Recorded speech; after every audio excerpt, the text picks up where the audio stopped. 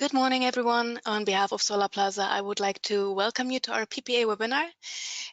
Thank you all for signing up and for being here today. My name is Dana Metaxa. I am the project manager of this webinar and of the PPA Summit taking place in March.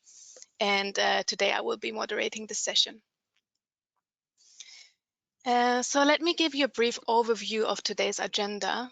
I will start by giving you some practical information. Then I'll give you a bit of a background about Solarplaza. Then I'll introduce today's panel of experts before we move on to some slides on the long-term and short-term outlook on PPAs in the EU and in the Netherlands. After that, we will move on to our discussion on transitioning to the new era of energy, all you need to know about PPAs, and we will finish off with a Q&A. So first of all, I would like to inform you that this webinar is somewhat of a jumpstart to our PPA Summit taking place next month. If you have signed up for this webinar, whether you're here right now or watching the recording in your own time later on, you will be eligible for a 10% discount on your ticket for the PPA Summit. Our marketing team will provide you with the discount code and some more information on this. The PPA Summit will be taking place on March 23 at the Loins and Louvre office in Amsterdam. It will be a whole day event from 9 to 5, followed by a cocktail networking reception with live music. The summit program will give you insight into different angles concerning PPAs, with main focus on the Dutch market, but with international/European input. Today's webinar speakers will also be participating in the summit, so you would have a chance to have a chat with them face to face. As briefly mentioned before, we will finish up with a 10-minute Q&A. So if you have any pressing questions, feel free to post them in the question box on your right-hand side at any time during the webinar. If there are too many, of course, we won't have time to go through all of them, but I will randomly pick some out with no order of preference. The webinar recording will become available shortly after, within a few days, and you will receive more information on this in the next 1 or 2 days. So let me give you a bit of a background about who we are in case this is your first webinar with Solarplaza. We are a knowledge-sharing platform with a mission to accelerate the energy transition, established in 2004. We are based in Rotterdam, but we organize events almost all over the world. So far, we have organized over 190 events in 44 countries worldwide.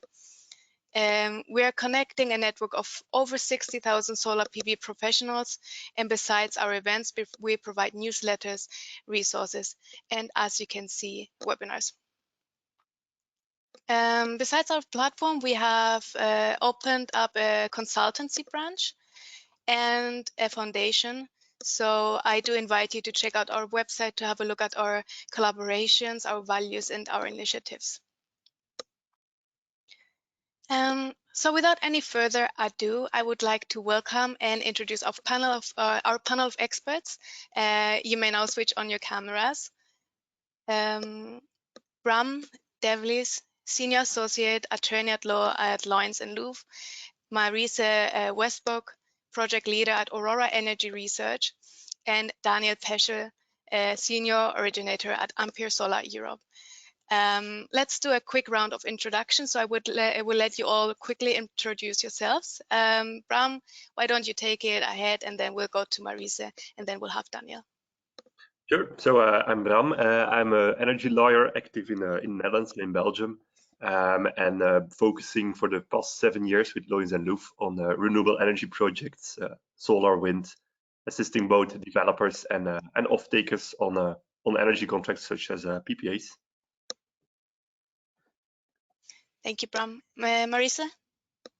Yes, hi, Marise Westbrook. I work for Aurora Energy Research. Aurora is a company that forecasts trends in the power market, including, of course, the Dutch market. We also have a PPA advisory practice where we advise both on the developer and off-taker side. And personally, I work in our advisory team with a geographical focus on the Netherlands. Thank you, Marise. And Daniel. Thanks, Dana, and hello, everyone. My name is Daniel Peschel. I do work for Ampere Solar Europe. We are a pan-European solar development platform and IPP created in 2020, and we're active in the Netherlands, in Germany, and in the UK currently. I do work as a PPA originator, which means that I'm responsible for securing short and long-term PPAs in these markets and finding offtake for our solar projects. Thank you all for being here with us today and for sharing your knowledge with our audience. We really appreciate it. I would say we'll jump right into it and have a bit of an overview on the long-term and the short-term PPA landscape in the EU and in the Netherlands. Marisa, you will give us some insights on the long-term outlook in the EU, and then Daniel, you will zoom in on the short-term outlook with a more precise focus on the Netherlands. Yeah, fantastic. So we are a longer term forecasting company. So I have one slide on how the Netherlands, or maybe one or two slides on how the Netherlands fits in with the wider EU landscape, and then a couple of outlook slides as well. So if we start by looking at the Dutch PPA market on the next slide, we can see this is an overview slide of various European markets and how mature the PPA market is in our view. So we've grouped these into 4 phases. In phase 1, PPAs are really there to de-risk the development of renewables assets. So it's bilateral and it's all very customized. And we see this happening in a couple of markets in Europe. Then in phase 2, contracts start to become more standardized, and the technology costs are also going down, those renewables assets that are under PPAs. That's where we see the Dutch market at the moment. So it's relatively mature within Europe. We do see that the US is already more mature than most European markets, where smaller off-takers are also being activated and brought into the PPA markets. And yeah, phase 4, mature liquid PPA market has a bit of a question mark, but that's what we expect next. If we now go to the next slide, we see Aurora's outlook for the Netherlands, and we've looked here at supply and demand. So supply, we're looking at 2022 on the left-hand side and 2030 on the right-hand side. And we see the current supply here. A lot of that, certainly in the next decade, will come from offshore wind build-out, but interestingly, we also see some potential from merchant and subsidized assets. Now, if we look at 2030, interestingly, we have a breakdown of demand, and there's a good mix of corporates and utilities, but also demand from electrolyzers, but we see a lot of supply coming online. So we expect by 2030 for the Dutch PPA market to be oversupplied. But that is not necessarily a big problem in the European context, as we're going to see. So if we now go to the next slide, yeah, we see how this works in the wider European context.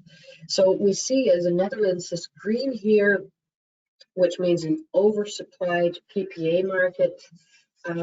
In the top right-hand corner, you see the sticker European Union is red, which means that we think that by 2030, the European Union as a whole will be undersupplied. So that means that the Dutch market is actually in quite a good position. Players in the Dutch market are in a good position, and we expect quite a few cross-border PPAs. And now on the next slide, or even on the next slide after this, there are a couple of points that I want to share about PPA pricing. How are prices for PPAs established? There are basically different methods to come up with a PPA price, and it depends on when you want to conclude the PPA and also on the tenor of the PPA, but also on the stage that the renewables asset is at. So one thing that we see happening, number one, is what we call market fundamentals. If you want to conclude a PPA that will go online by 2028, for example, there's no liquid futures market for that time horizon. So you can really look at the fundamentals, the capture price of the renewables asset, the guarantees of origin, the value at risk, and so on, and you can construct what we think is a fair price that way. If you're looking at a shorter tenor or looking to conclude a PPA in the near future, futures are often used as a benchmark. They're often also extrapolated. Obviously, right now, futures are trading at very high prices, and that brings some uncertainties that we'll get into. And finally, we see that the levelized cost of electricity is often used as a minimum threshold for the conclusion of a PPA. Simply because the asset owner cannot go any lower, and that can also be used as an indication for pre-FID renewables assets.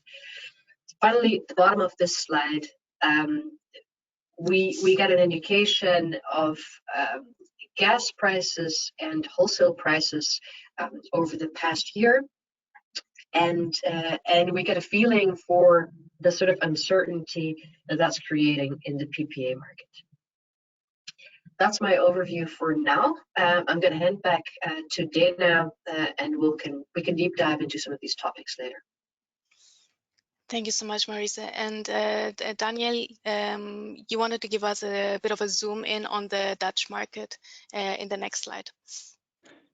Yes, sure. Thanks, Dana. Happy to give insights into our view on the Dutch PPA market in the next couple of months, so in the very short term.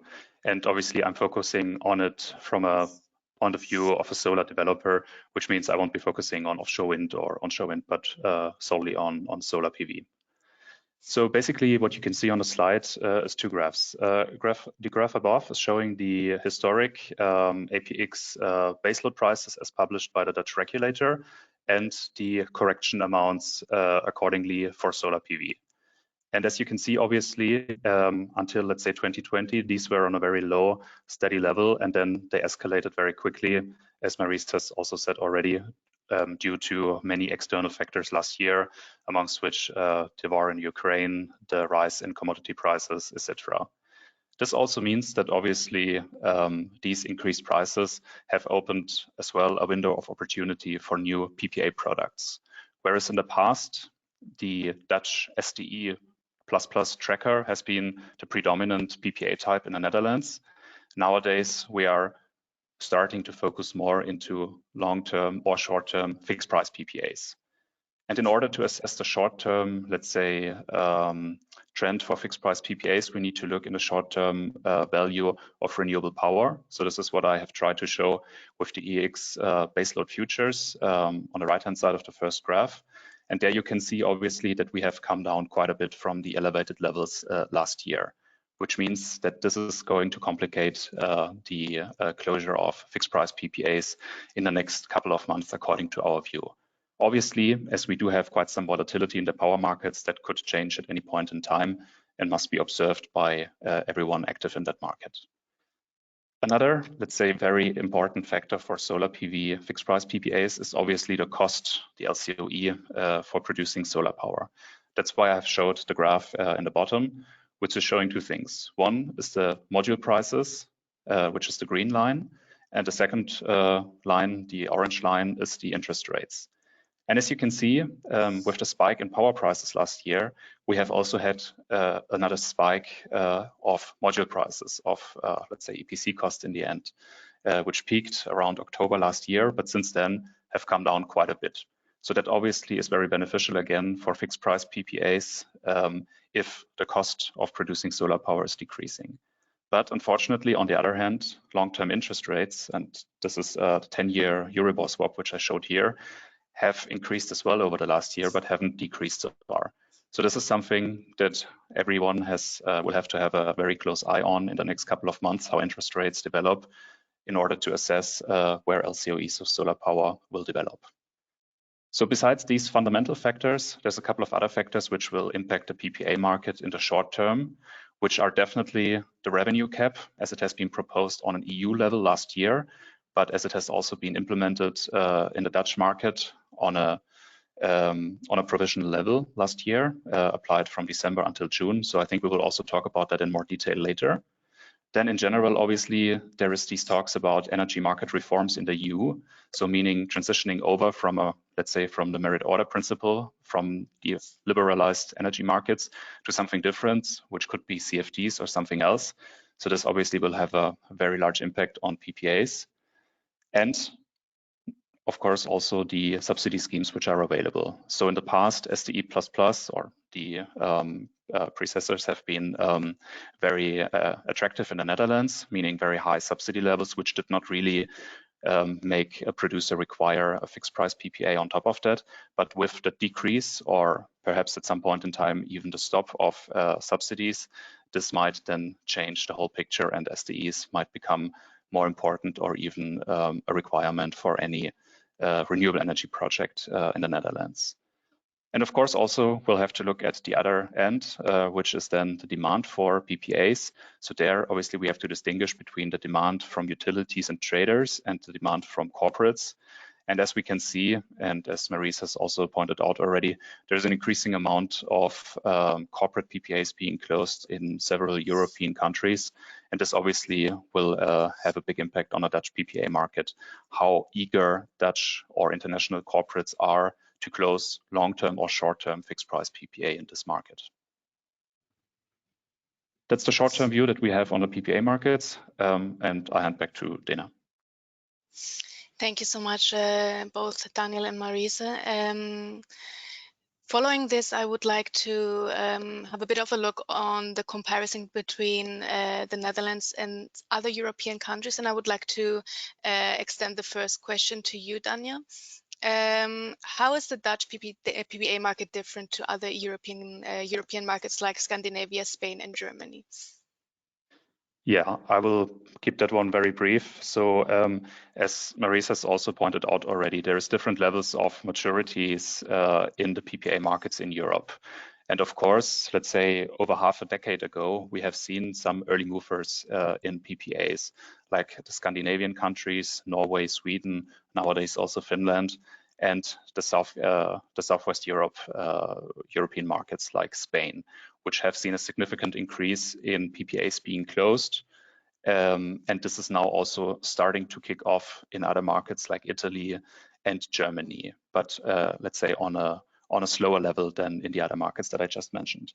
So we have obviously to ask ourselves the question, what is the reason for that? And where is the Dutch market going to go? And I think the main answer, and this is something I already briefly discussed in the previous slide, is the availability of subsidy schemes. Whereas in the Scandinavian markets, you can see that there is no attractive subsidy schemes available anymore, just like in Spain, where there is a subsidy scheme sometimes, but it's not very attractive. There are obviously high power prices and low LCOE for solar PV in Spain and for wind onshore in the Scandinavian markets have, of course, made the PPA market take off. So what's the situation like in the Netherlands? And I think in the Netherlands, it's the predominant existence of the SDE scheme in the past years, which has basically impacted the PPA market quite a bit, which means that in the past, almost all PPAs, at least for solar and wind that we have seen in the Netherlands, were SDE trackers, meaning non-fixed price PPAs, but rather PPAs that were following the market, following the regulatory environment. But as the Dutch scheme, other than like, for example, the German scheme allowed GOs to be issued, obviously these are also green PPAs. So now we will see with the drivers that I have already explained, if the Dutch fixed price PPA market will also take off for these technologies in the next months or years.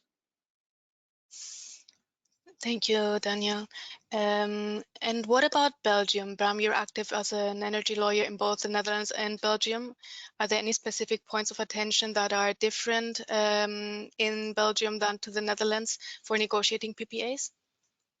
Yes, so there's been a lot of interaction actually between the Belgian and the Dutch energy market. So a lot of developers from Belgium, they also were involved in projects in the Netherlands and Dutch developers in Belgium. So and you see this reflect a bit in the PPAs. But as Daniel mentioned, in the subsidy scheme, of course, is very different. You have the SDE system in Netherlands. We also traditionally had a very robust system of renewable energy certificates, which supported renewable energy projects. But it's also decreasing significantly. And for solar, it's less and less important. And right now, with these prices, no such subsidies are granted anymore to solar projects. And there's other investment subsidies that came in place, but you see that this reflects in PPAs. I think a couple of points of attention that are different in the Netherlands and in Belgium. One of them originates actually from the Belgian, the 70s in the Belgium. In the 70s, you might remember this from television, the image of cars in the streets without petrol and huge inflation that followed. Well, in Belgium, during that time, we adopted specific legislation on how you can index commercial industrial prices. And this actually has an impact on, for instance, PPAs. So in Belgium, there's a, for instance, if you work with a fixed price that is indexed using the Belgian Consumer Price Index, that would not be allowed under Belgian law. One of the principles in Belgium is that you have to index 80% of the base price, and even then you can only index based on reflecting real costs. And the thought behind that type of legislation was, during those 70s, we don't want to have a system where prices increase every year so to stop the inflation a bit. And for PPAs, that's sometimes a bit a challenge in projects, because once built, it's quite difficult to opt for parameters that reflect the real costs. The sun is free. There's a small part of maintenance that you can include, but it's not that easy. And so what we generally do in the Belgian market, and that is different from the Dutch market, is we work with pricing formulas in Belgium where the market, if you want to follow the market, that is already reflected always in the pricing formula itself. And it's not that we use a base price and that is indexed then, for instance, to a consumer price index or something else. So that's one point of attention specific for Belgium. Another one, of course, also hinted by Daniel, a lot relates to the specific regulatory framework. And in Belgium, you have to look at the different regions. And for instance, in the south, in Wallonia, if you sell electricity using a PPA, this is often seen as a supply of electricity, which may lead to the obligation to hold a supply license. So what we see a lot, and what a lot of projects do, is they have structured such projects in that region with a non-supply structure. For instance, with a lease and fixed rents for using the solar installations. And actually, we do something similar in the Netherlands. There we do it for a totally different reason, to avoid energy tax. So, but you clearly see that the markets have some interaction. The Dutch people, they want to avoid taxes, and the Belgian, they want to avoid paperwork and licenses. Thank you, Bram. So before we move on to the next discussion point, I just wanted to remind our audience that they can post their questions throughout the entire time of the webinar. So if you have any specific questions for the points that we are discussing, then we can integrate that into the discussions as well. I'm just looking at the questions that we've already had from our audience. It's directed at Bram. Do you see any trends in the Netherlands towards valuation of additional environmental attributes beyond the CVOS, for instance, CO2 reduction certificates? I don't see this very much reflected in the PPAs that I've seen.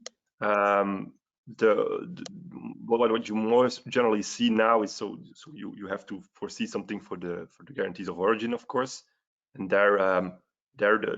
what I often advise to developers is to be a bit cautious what you do. Do you include it in the price for a very long term?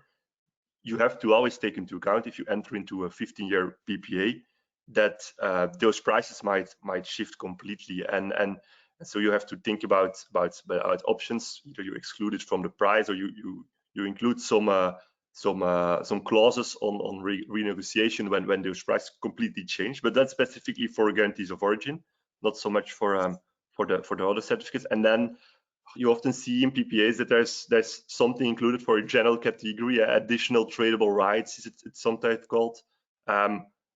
Some kind of rights that might become more important in the future, but not so much for the ones where the question was related to. Thank you, Bram. So I would like to move on to the next discussion point so that we have enough time to go through all of them, which is about PPA activity types and pricing. There has been a significant increase in PPA activity. Why do you think that is? And what does this mean for PPA price negotiation? I'm going to direct this at you again, Bram, and then maybe Daniel can contribute to this later. Yeah, sure. I think one element, and I agree with Daniel, it's also relating a lot to subsidies. Subsidies, they became less and less key revenue drivers for renewable energy projects.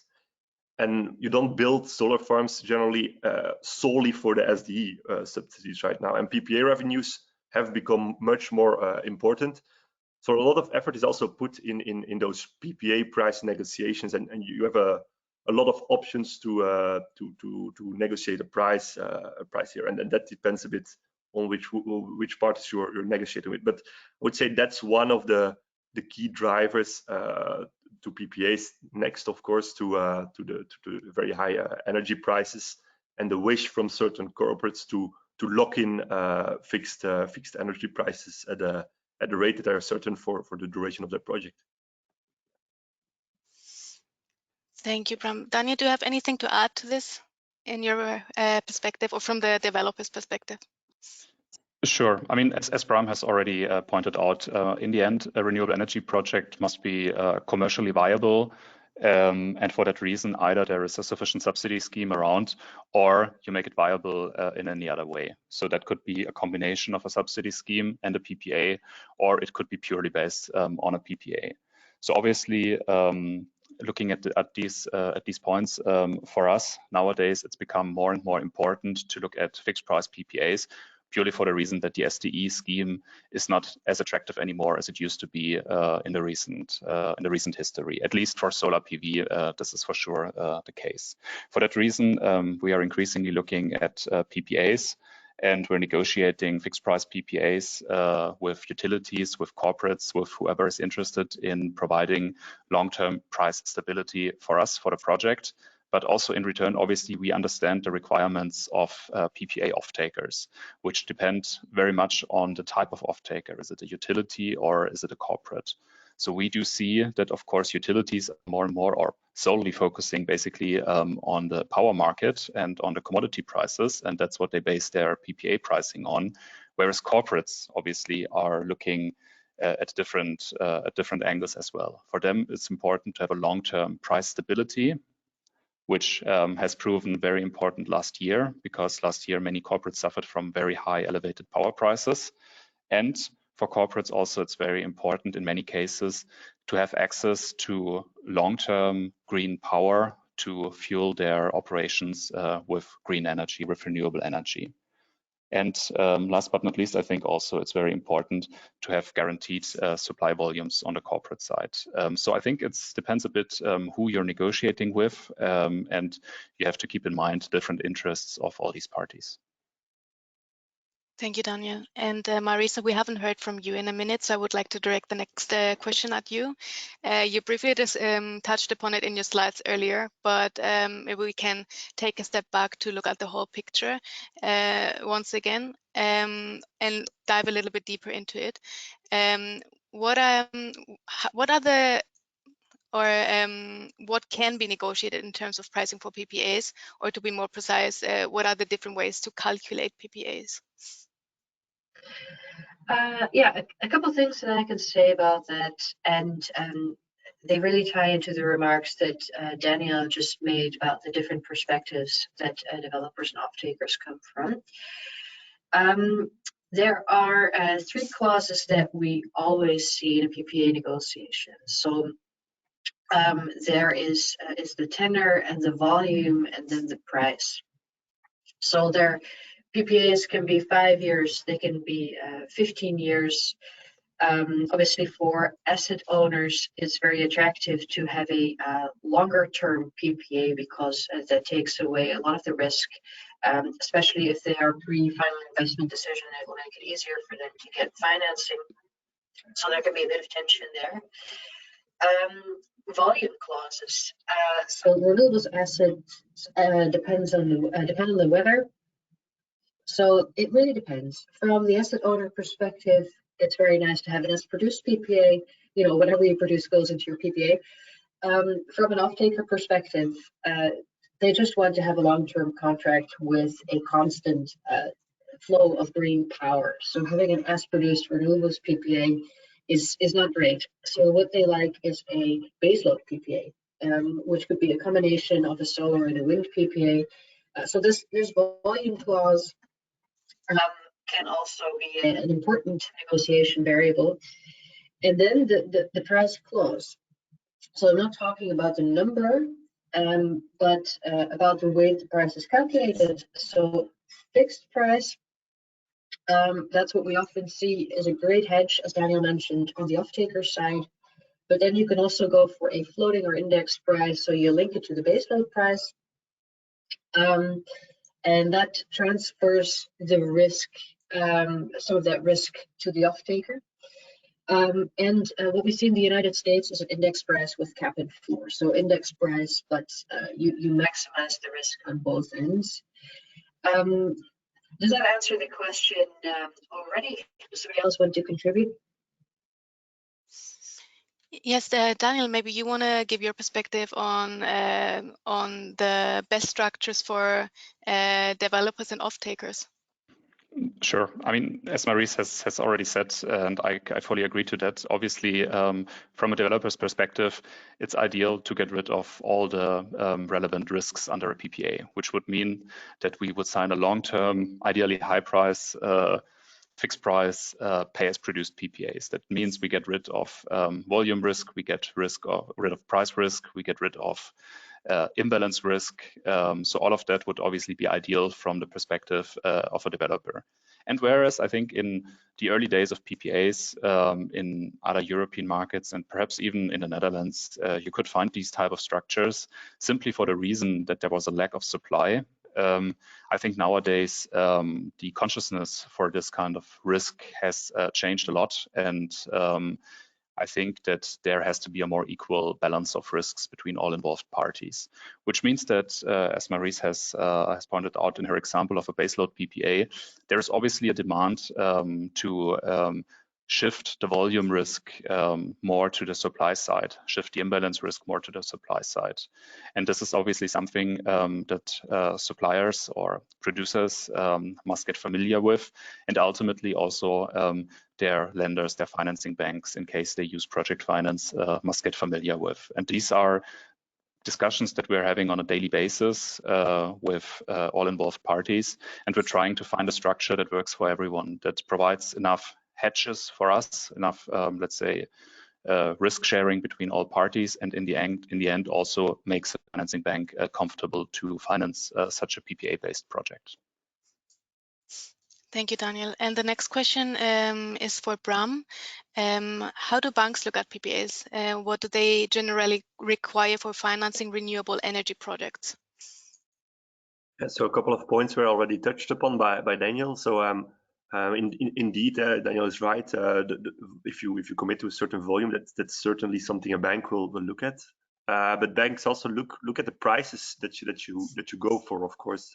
I have to say there's some evolution there. So if you would go for a PPA that follows the market, a couple of years ago it was unthinkable to finance a project solely on the fluctuating spot prices, because they can be very high, they can be very low, and banks wanted stability. So with a fixed price, it's still easier in general to offer that stability. But now projects also do get financed with spot prices. So they are moving along, and they are also looking at this differently each year. And I said before that subsidies are less and less important today. But for banks, for instance, the SDE is something they still like to see because it gives them some certainty on some kind of floor. And that's, I think, the crucial thing when you enter into with banks is, can you offer something of a floor? You can do this by bringing your subsidies and showing how this provides a floor, or you can do this with an innovative price formula where you, if you want to follow markets, you floor your price to a certain fixed amount. So that there's different ways of offering this to banks. And what banks also look at is really the PPA counterparties. If you present your PPA to a bank and it's with an A-listed off-takers, that's much easier to finance than when you come with a less credible off-taker. And often banks, they with less credible off-takers or smaller companies, which also have very justified energy needs, of course, they will require more specific financial guarantees, for instance, a bank guarantee or a parent company guarantee. And even then, with weak PPA counterparts, it's quite difficult to finance renewable energy projects. So those are, I think, some of the key elements that banks look at. Thank you, Bram. And before we move on to the next discussion point, I would like to take a few questions from the audience we have. One is, how do you see the future of corporate PPAs availability for smaller companies? Maybe Bram, you can take this one first. I do see a future, but it will link closely to financing, I'm afraid. If you have a renewable energy project that needs financing, and you only can offer very small companies as off-takers, banks will quite often flag counterparty risk. So I think the future there is that you go into discussions with them, and you also bring maybe spontaneously some kind of financial guarantees. But in general, I think PPAs are becoming more mainstream and will also open up more and more to those smaller companies. And then with those, with the energy needs that we currently have, and with electrification still going on, it's also a manner of opening up the market to cheaper electricity in the long term, and to keep our industry here in Belgium and in the Netherlands, in this part of Europe where electricity is quite expensive, and where renewable energy potential can still rise. Thank you, Bram. And I'll take another question from the audience, which is directed at Dania. What is your view on CFDs in the Netherlands? The government seems to be considering it as a follow-up on the SDE++. Yeah, that's a very good question. I mean, as I said in the beginning, currently there is a EU market discussion going on around the introduction of CFDs as a possible alternative to the liberalized energy market. I mean, this is still very open and very early stage. I think it's only a consultation these days. There is no draft laws or anything around. But obviously, if this is getting adopted on an EU level, then it would have to be implemented on a member state level as well. And we already see that in some member states, not all, that there is CFDs available as a subsidy or as some sort of subsidy for renewable energy. And they do provide certain benefits for sure. I mean, obviously, they do provide total revenue stability. They do completely eliminate any credit risk, because usually in these CFD structures, the off-taker is either a government-owned entity or directly the government. So in this case, also it has advantages over, let's say, a corporate PPA in terms of credit. So for sure, it will be much easier to finance a project based on that. But on the other hand, obviously, it also eliminates any upsides, because if it's a CFD, and I'm talking about real CFDs, so two-sided CFDs, then there is no upside left with the developer as we currently see it, for example, in a spot index PPA, or also in the subsidy schemes like the SDE++ in the Netherlands or the EEG in Germany, where basically the subsidy offers the downside protection but leaves the upside to the producer. So this is something that will change dramatically if CFDs are being introduced, and they might have also a very large impact on the PPA market, which might even lead to an elimination of the PPA market if there's CFDs available for every renewable energy project. Thank you, Daniel. And I think this perfectly opens the stage for our next discussion points on revenue caps. And I would like to direct this question at you, Marisa. In what way do the EU plans for the revenue cap impact the PPA market in general? Yeah, complicated topic, no clear answer. The first thing I would say is at the moment, power prices are lower than the revenue caps in most hours in most countries. So they don't necessarily apply the way that the framework was anticipated yet, but that may change. So that's just one word of caution. The other thing I would say is these revenue caps will only apply in the short term. So there doesn't have to be an impact on PPAs with a longer tenor, especially not PPAs that will start in the mid to late 2020s. What the revenue caps do mean is there is quite a high risk, perceived or real, and we are seeing that is slowing down renewables expansion. Why do I say we are seeing that? Of course, we have our in-house forecasts, which are based on market dynamics and existing subsidy schemes. And we are seeing that the pipeline is falling behind what we were expecting before the war broke out. And that is going to change the situation in terms of available projects for PPAs. However, as I did also say in the beginning, we do expect the Dutch market to be oversupplied. So in the specific Dutch context, I think this problem is going to be limited. Thank you, Marisa. And I do see that we're almost running out of time, so I do want to cut our discussion short a little bit, unfortunately, to give enough time for our audience to have their questions answered as well. So yes, I'm going to stop our discussion here and take a few questions from the audience. Marisa, is there a widely accepted form for PPAs in the countries of phase 2 and onwards? And what is it called? Interesting question. I would say there is no one format, but there are three main categories along which we see the format defined. So there's first the legal archetype, where we really see direct wire PPAs, sleeve PPAs, so with the utility as middlemen, and also virtual PPAs in these more mature markets. Then there are the main commercial clauses that I went into, so that's price, tenor, and volume.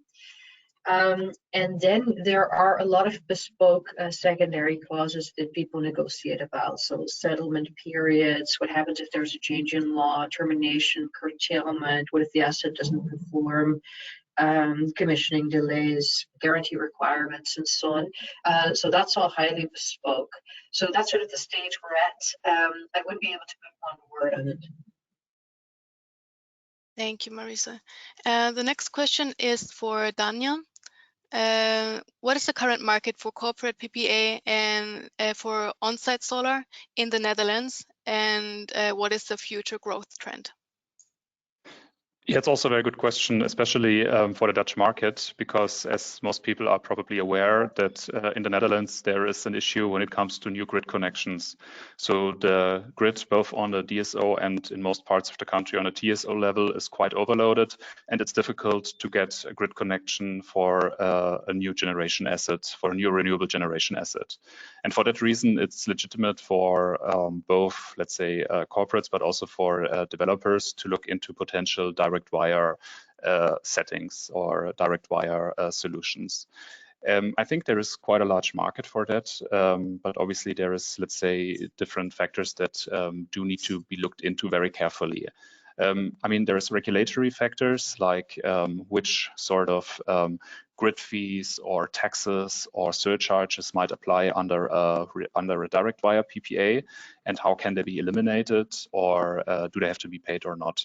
And I think that will make a huge impact on the business case. And the second one, I think this is more from a developer's or a producer's perspective, is obviously if as an asset not connected to the public grid, but to directly to an off-taker, then obviously in case there is any issues under the PPA or any issues with the off-taker, a default or just a ramp down of electricity consumption, there might be an issue of feeding the electricity into the public grid because it simply might not be possible because the consumer doesn't have an export license or any other potential issues. So that obviously needs to be factored in.